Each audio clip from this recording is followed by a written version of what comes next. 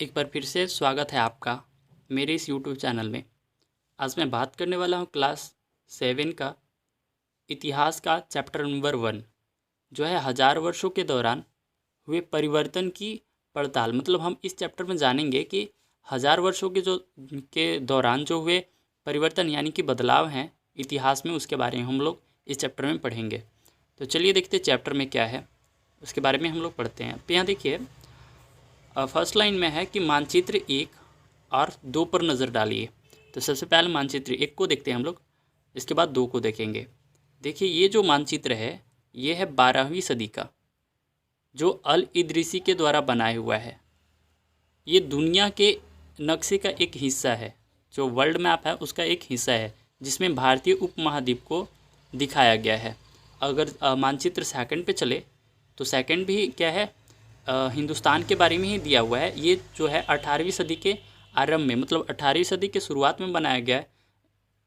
गिवलाम the Lisle के Atlas नुमे के अनुसार यह उपमहाद्वीप जो इंडिया को दिखा रहा है। तो आगे चलते हैं। देखिए यहाँ पे मानचित्र 1 में अरब भूगोल तत्व, जो इतिहासकार या जो मैप बनाने वाले हैं उनका नाम है अल इदरासी। ठीक है, 1154 में बनाया था। ये जो मैप बना था वर्ल्ड का, ये 1154 में बना था, जो नक्शे में दिया गया है, जो आप लोग मानचित्र 1 में देख पा रहे होंगे। वह उसके द्वारा बनाया गया दुनिया के बड़े मानचित्र का एक हिस्सा है। भारतीय उपमहाद्वीप को दर्शाता, जो भारतीय महाद्वीप को क्या कर रहा है, दिखा रहा है। मानचित्र 2 एक फ्रांसीसी मानचित्रकार ने 1720 में बनाया था। इन दोनों का नाम आप लोग याद रखिएगा कि 1154 में कौन बनाया था और 1720 में कौन बनाया था। दोनों नक्शे एक ही इलाके हैं, मतलब इंडिया की ही हैं, मगर उनमें काफ़ी अंतर है, बहुत ज़्यादा अंतर है। आप लोग देख पा रहे होंगे, दोनों नक्शे एक ही इलाके हैं मगर उनमें काफ़ी अंतर है। अल इदरीसी के नक्शे में दक्षिण भारत उस जगह है जहां हम आज उत्तर भारत को ढूंढेंगे। जहां आज उत्तर भारत है वहां पे दक्षिण भारत दिखा रहा है मानचित्र 1 में। और श्रीलंका का द्वीप उत्तर की तरफ है, लेकिन इसमें क्या कर रहा है, जो श्रीलंका का द्वीप है वो उत्तर की तरह है, उत्तर की तरफ है। जगह के नाम अरबी में भी है, जो उनमें से कुछ जाने पहचाने नाम ही, जैसे कि उत्तर प्रदेश का कनौज नाम आप लोग जानते होंगे। मानचित्र 2 पहले मानचित्र के बनने से लगभग 600 वर्ष बाद बनाया गया है। जो मानचित्र 1 है वो मानचित्र 2 से पहले बना था, मतलब जो मानचित्र 2 है वो 600 साल बाद में बना है मानचित्र 1 से।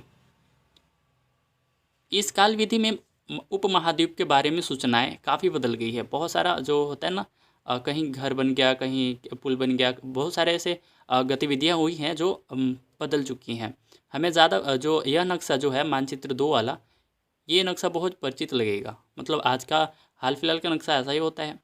उनमें से विशेषकर तटीय इलाकों का बारीक ब्यौरा देखना आश्चर्य होता है। यूरोप के नाविक तथा व्यापारी अपनी समुद्र यात्रा के लिए इस नक्शे का इस्तेमाल किया करते थे।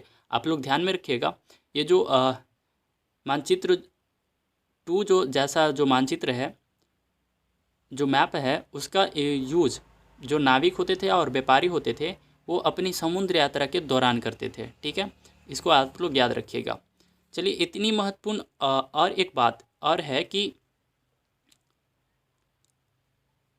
दूसरे युग तक मानचित्र आकलन का विज्ञान भी बहुत बदल गया था। मतलब आप लोग मानचित्र 1 में देख पा रहे होंगे और मानचित्र 2 में बहुत ज़्यादा बदल गया था ना, कितना बारीकी से दिखाया गया है मानचित्र 2 में। इतिहासकार जब बीते युग के दस्तावेजों, नक्शों एवं लेखों का अध्ययन करते हैं तो उनके लिए उन सूचनाओं के संदर्भ का उनकी भिन्न भिन्न ऐतिहासिक पृष्ठभूमियों के ध्यान रखना पड़ता है। बहुत सारी बातें जो होती है वो उनको ध्यान रखनी पड़ती है। तो देखिए, सबसे पहला जो बात है वह है नई और पुरानी शब्द वाली। ठीक है, मतलब शब्दों का अर्थ क्या है उसका ध्यान रखना पड़ता है। तो देखिए इसमें क्या है, अगर समय के साथ सूचनाओं के संदर्भ बदलते हैं तो भाषा अर्थ के साथ क्या होता है उसके बारे में हम लोग पढ़ेंगे। तो देखिए, ऐतिहासिक अभिलेख कई तरह के भाषाओं से मिलते हैं, बहुत सारे भाषाओं से मिलेंगे, और ये भाषाएं समय के साथ साथ बहुत बदलती है, बहुत बदली हुई है।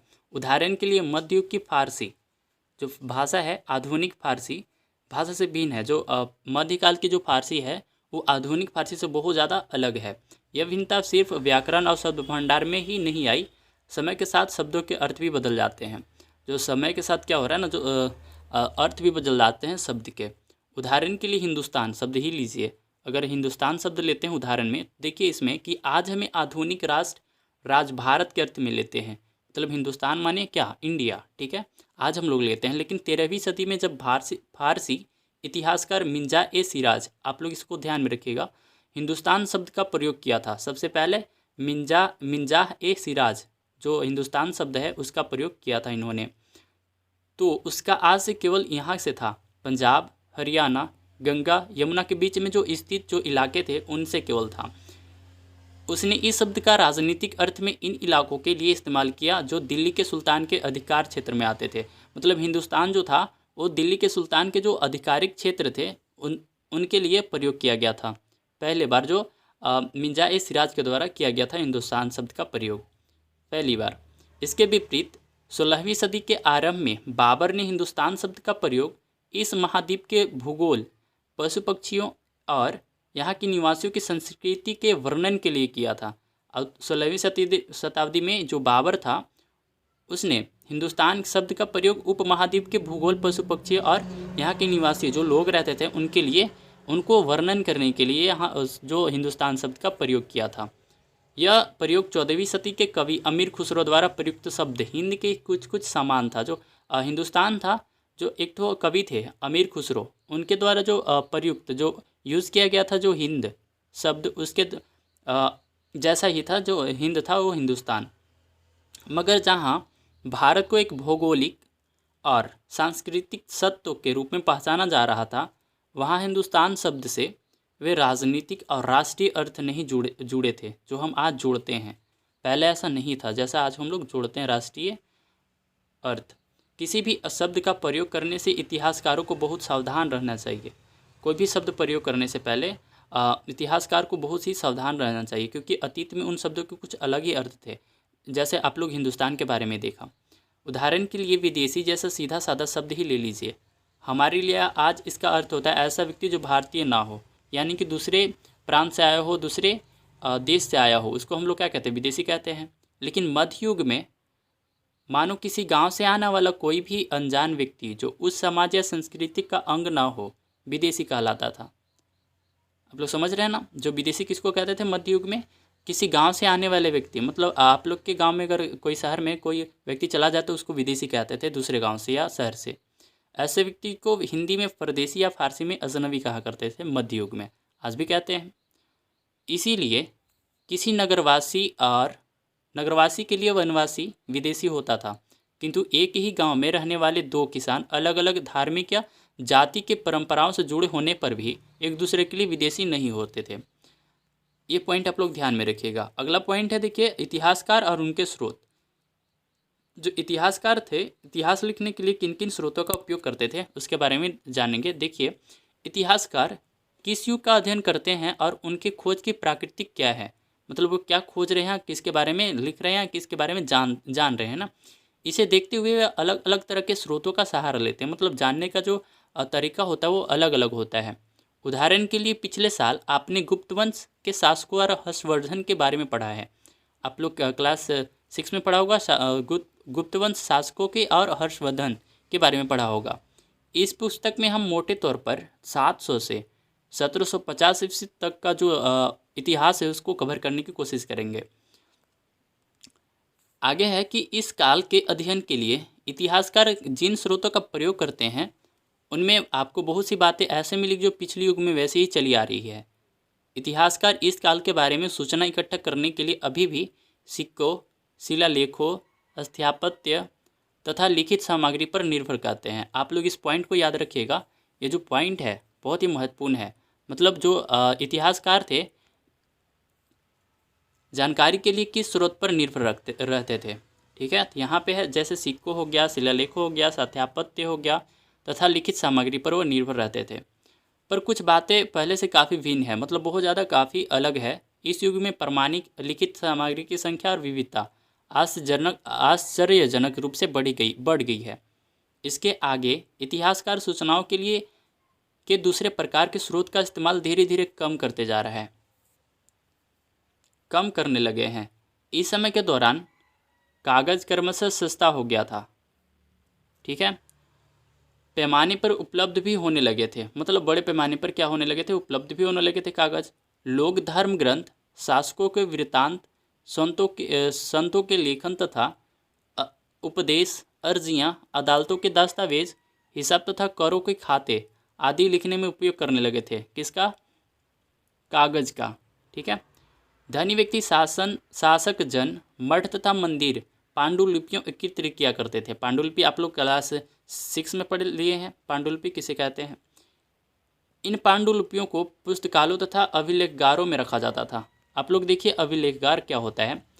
अभिलेखगार ऐसा स्थान होता है जहां दस्तावेज और पांडुलिपियों को संग्रहित मतलब बचा कर रखा जाता है। उसको हम लोग क्या कहते हैं? अभिलेखगार कहते हैं।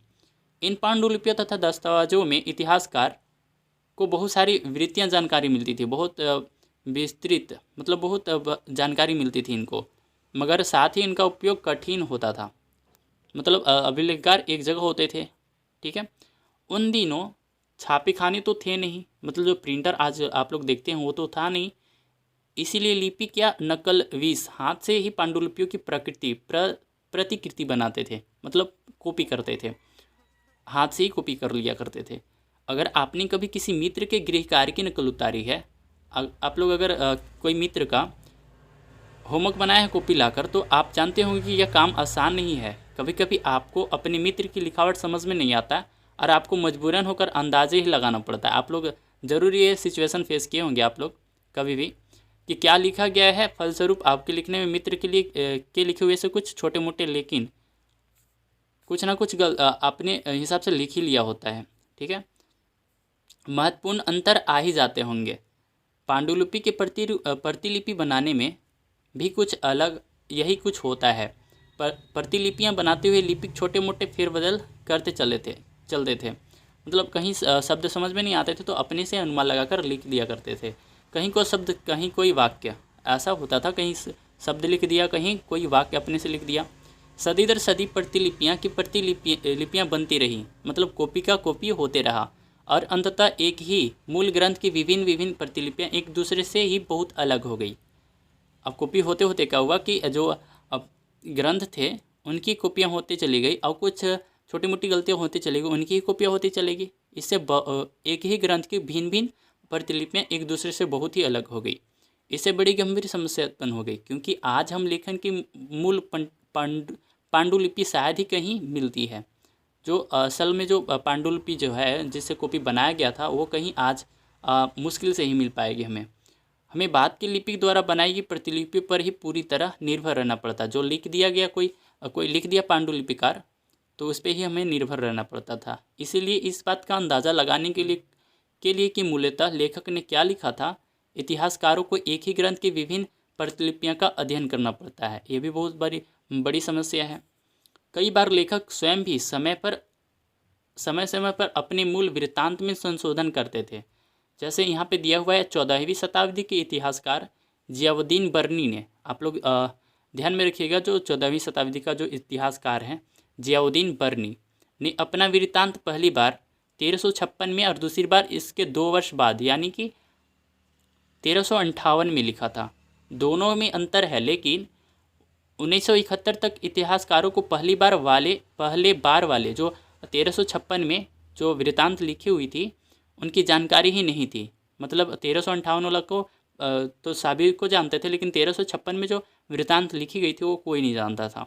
यह पुस्तकालयों के बेखसाल संग्रह में कहीं दबा पड़ा था। मतलब इसको अभिलेखगार में कहीं रखा हुआ था, कोई पढ़ नहीं रहा था। तो आगे देखिए नए समाज और सामाजिक समूह, ठीक है, राजनीतिक समूह। नए सामाजिक और राजनीतिक समूह के बारे में हम लोग पढ़ेंगे, क्योंकि ऐसा था उसके बारे में हम लोग जानते हैं। सन 700 और 1700 के बीच के 1000 वर्षों का अध्ययन इतिहासकारों के आगे भारी चुनौती रखता था। बहुत लंबा समय होता है ना, मुख्य रूप से इसीलिए कि इस पूरे काल में बड़े पैमाने पर और अनेक तरह के परिवर्तन हुए। ऐसा क्यों है? क्योंकि यहाँ इस समय में बड़े पैमाने पर अनेक तरह के परिवर्तन हुए थे, बदलाव हुए थे। इस काल में अलग अलग समय पर प्रौद्योगिकी के दर्शन होते हैं। जैसे सिंचाई में रहट का निर्माण होना, कताई में चरखे का आना और युद्ध में आग्नेयास्त्र शास्त्र जो बारूद वाले जो हथियार होते उनका आना का इस्तेमाल होना प्रमुख है। इस उपमहाद्वीपों में नई तरह का खान पान भी आया, जैसे आलू, मक्का, मिर्च, चाय और कॉफ़ी। ध्यान रहे कि ये तमाम परिवर्तन नई प्रौद्योगिकी और फसलें उन लोगों के साथ आए जो नए विचार भी लेकर आए थे, जो दूसरे देश से आए थे। ठीक है, परिणाम स्वरूप यह काल आर्थिक, राजनीतिक, सामाजिक और सांस्कृतिक परिवर्तन का भी काल रहा। यानी कि जो 700 से 1750 का जो बीच का समय है वो आर्थिक, राजनीतिक, सामाजिक और सांस्कृतिक परिवर्तन का भी काल रहा है। आप अध्याय 5, 6 और 7 में इनमें से कुछ के बारे में जानेंगे। ठीक है, तो आगे चलते हैं। कुछ हम लोग जानते हैं इसमें। देखिए कि इस युग में लोगों की गतिशीलता, एक स्थान से दूसरे स्थान पर आना जाना भी बढ़ गया था। मतलब जो लोग थे यहाँ वहाँ एक स्थान से दूसरे स्थान तक आना जाना स्टार्ट कर दिया था। अवसर की तलाशों में लोग की झुंड के झुंड दूर दूर की यात्राएं करने लगी थी। अवसर यानी कि जो काम धंधे की तलाश ना। इस उप महाद्वीप में अपार संपदा और अपना भाग्य गढ़ने के लिए अपार संभावनाएं मौजूद थी। ये देखिए, इसका मतलब है जो इंडिया है ना, उससे मतलब इसका तात्पर्य है। इस काल में जिन समुदायों का महत्व बढ़ा उनमें से कुछ समुदाय था। ठीक है, इनके बारे में हम लोग जानेंगे। जैसे राजपूत हो गया, जिसका नाम राजपूत अर्थात राजा का पुत्र, आप लोग पढ़े होंगे, पता है। 8वीं से 14वीं सदी के बीच यह नाम आमतौर पर योद्धाओं के समूह के लिए प्रयुक्त होता था। मतलब प्रयोग किया जाता था। राजपूत यानी कि योद्धा, जो क्षत्रिय वर्ण के होने का दावा करते थे। जो लोग क्या करते थे कि हम लोग क्षत्रिय वर्ण के हैं। राजपूत शब्द के अंतर्गत केवल राजा और सामंत वर्ग ही नहीं बल्कि सेनापति और सैनिक भी आते थे। मतलब सेनापति और सैनिक ये सब, या और क्षत्रिय जो योद्धा होते थे, राजा भी, सेनापति और सैनिक भी आते थे राजपुत्र में। यानी कि राजपूत यानी कि राजा का पुत्र, जो पूरे उपमहाद्वीप में अलग अलग शासकों की सेनाओं में सेवा करते थे।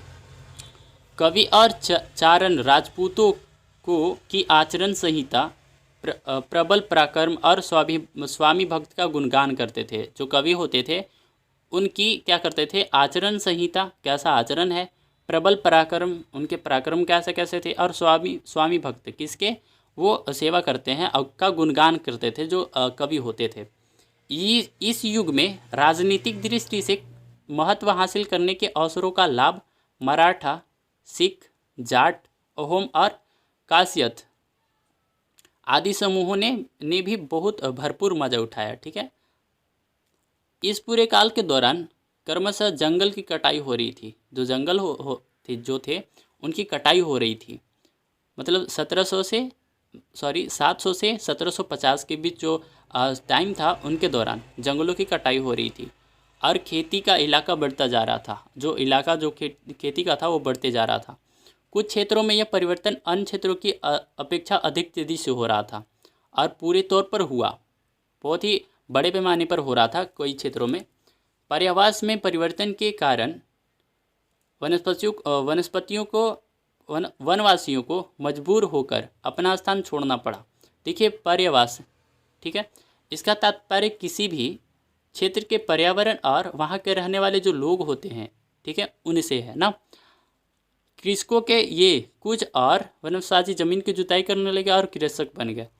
अगर उनको पर्यावास करना पड़ता, घर छोड़कर जाना पड़ता अगर तो कुछ जो लोग होते हैं वो क्या करने लग जाते हैं, जुताई करने लगते हैं और कृषि बन जाते हैं।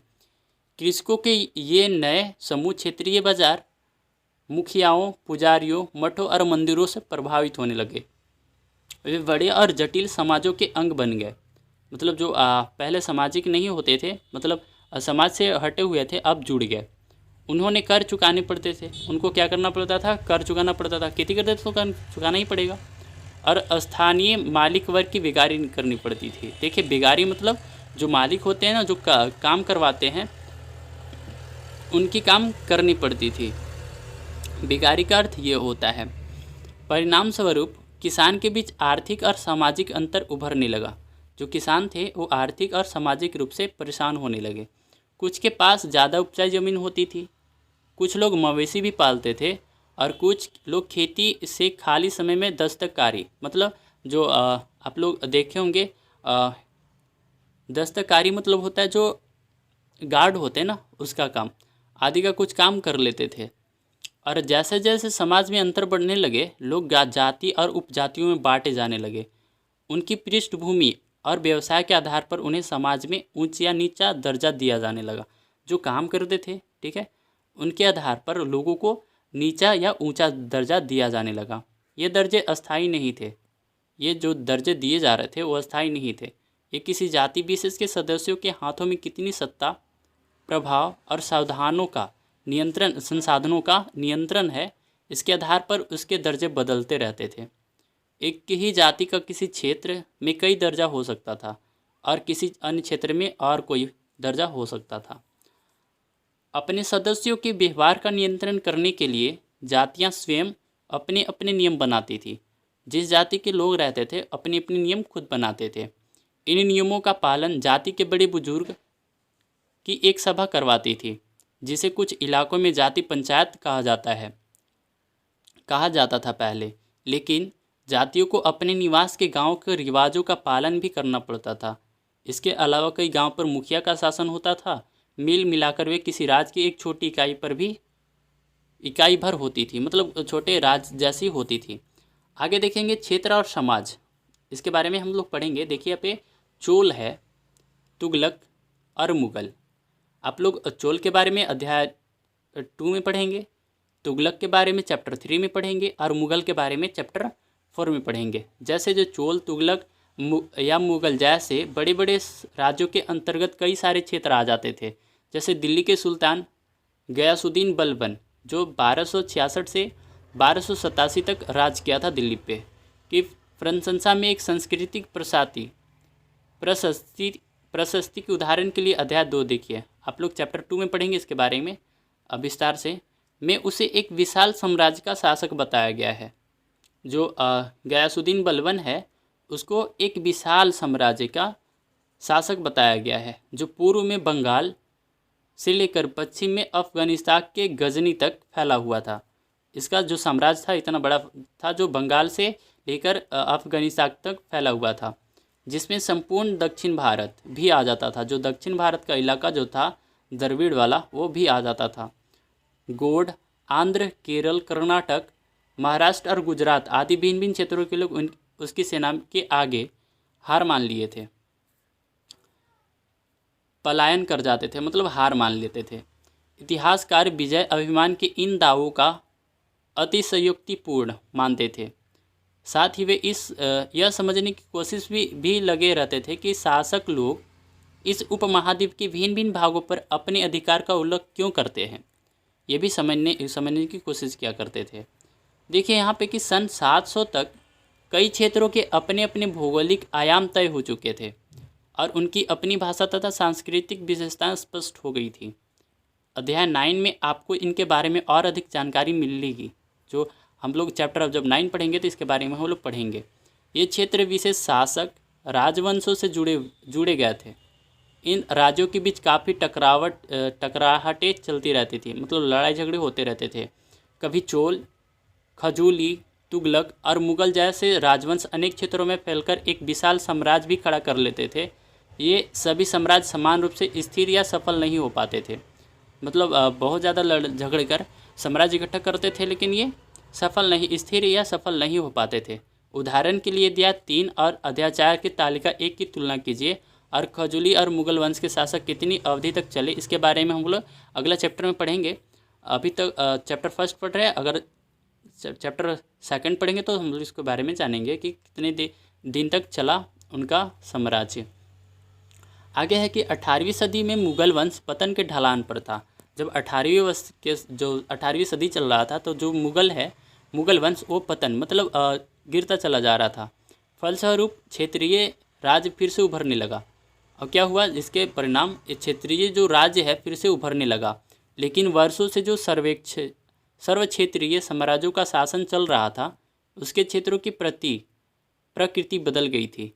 उन पर कई छोटे बड़े राज्य का शासन चल रहा था और उन राज्यों की बहुत सी बातें इस उपमहाद्वीप के अधिकतर भाग पर फैले इन क्षेत्रों का विरासत में मिली थी। विरासत यानी कि जो पहले जन्म से मिली होती थी। इस तथ्य का पता हमें उन कई परंपराओं से लगता है जो इन क्षेत्रों में उभरी थी। इन परंपराओं से में कुछ एक दूसरे से भिन्न और कुछ एक समान थी, मतलब कुछ अलग थी तो कुछ एक ही जैसी थी।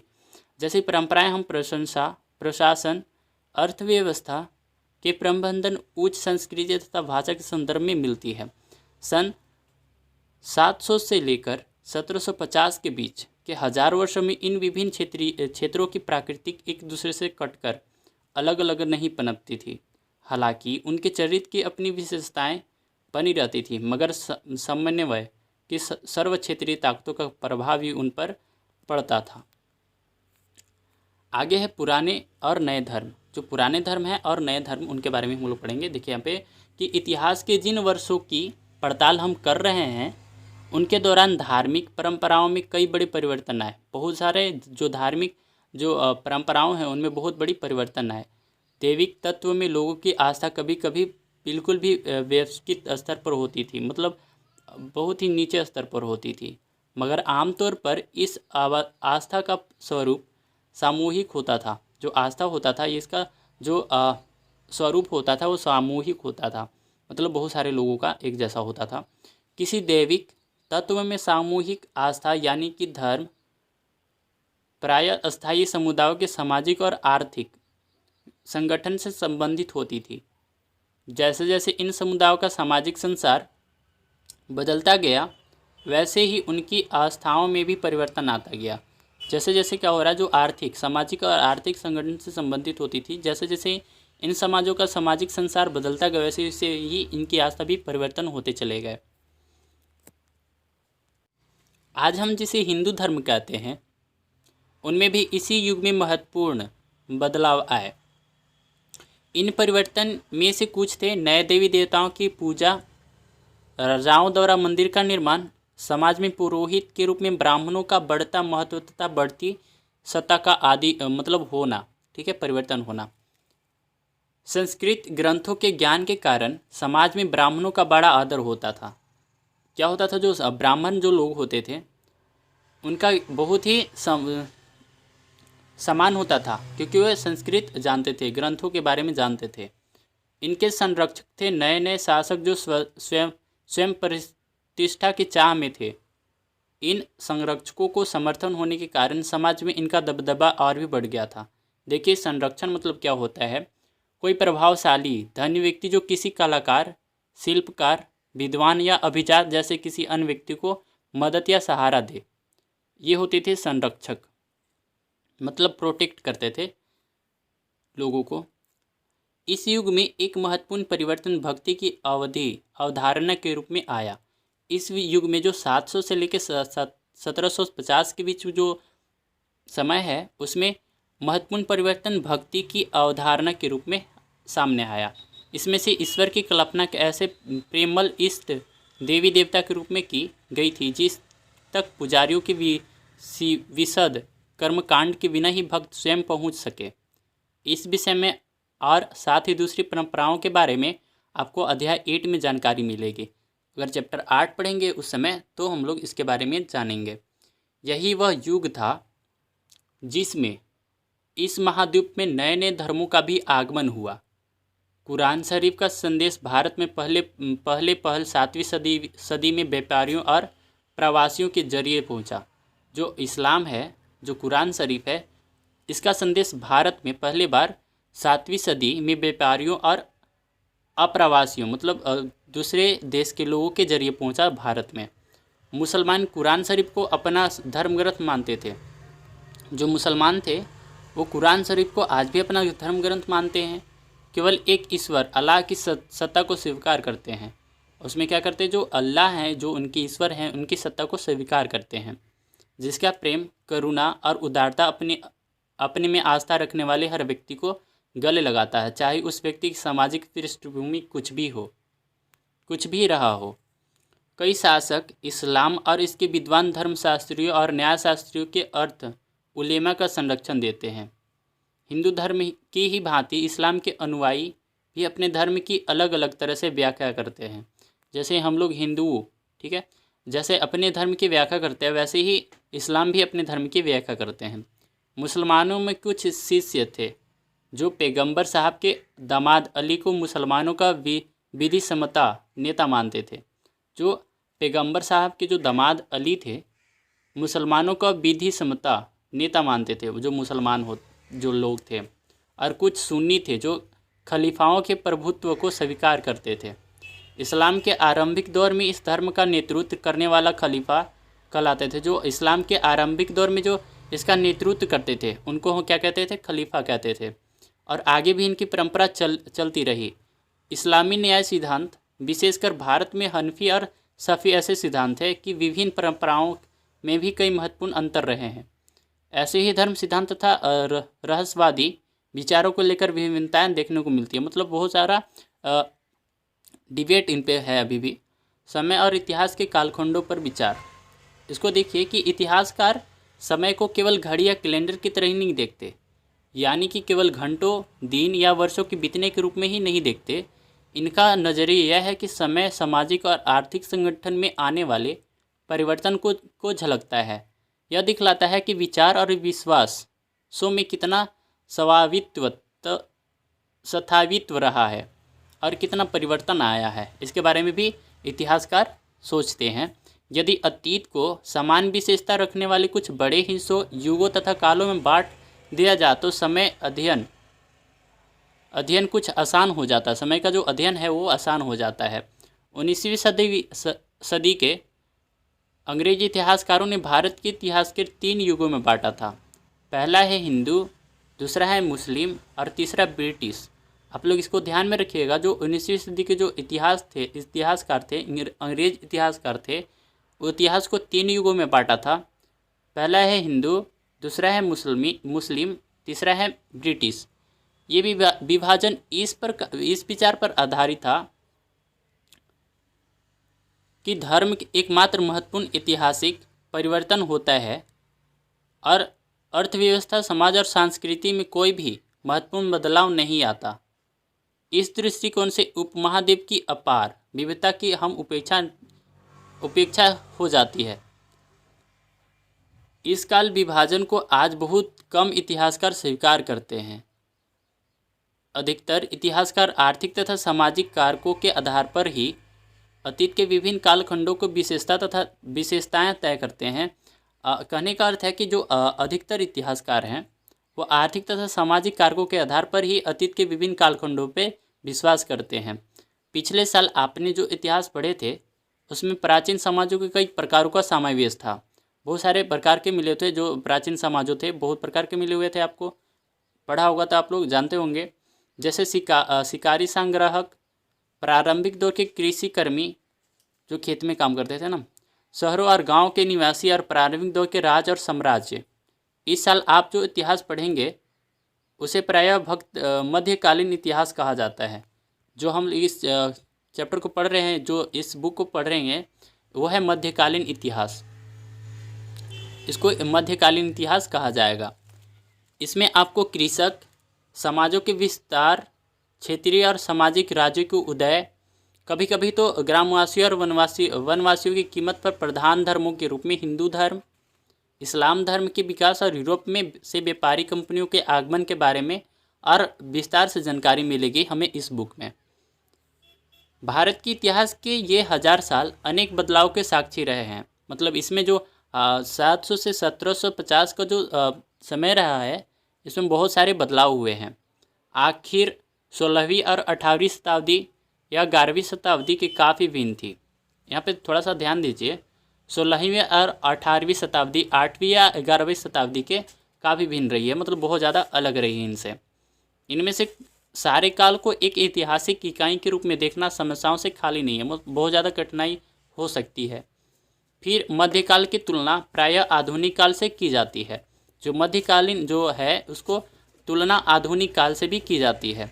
आधुनिकता के साथ भौतिक उन्नति और बौद्धिक प्रगति का प्रभाव जुड़ा हुआ है। इसमें थोड़ा सा ध्यान दीजिएगा आप लोग। आधुनिकता के साथ भौतिक उन्नति और बौद्धिक प्रगति का भाव जुड़ा हुआ है। इससे आज यह निकलता है कि मध्यकाल रूढ़िवादी तथा उस दौरान कई परिवर्तन ही नहीं, लेकिन हम जानते हैं कि ऐसा नहीं था। और कुछ उस दौरान कोई परिवर्तन हुआ ही नहीं, लेकिन हम लोग जानते हैं कि ऐसा नहीं था। बहुत सारे परिवर्तन हुए थे इन हजारों वर्षों के दौरान। इस उपमहाद्वीप के मतलब जो इंडिया है के समाजों में प्रायः परिवर्तन आते रहे हैं, और कई क्षेत्रों की अर्थव्यवस्था तो इतनी समृद्ध हो गई थी कि उनसे यूरोप की व्यापारी कंपनी को भी आकर्षित करना आरंभ कर दिया था। इस पुस्तक को पढ़ते समय आप परिवर्तन की चिन्ह तथा यहाँ सक्रिय ऐतिहासिक परिकारों पर ध्यान देते चले, मतलब आप लोग इसको ध्यान में रखते चलिएगा।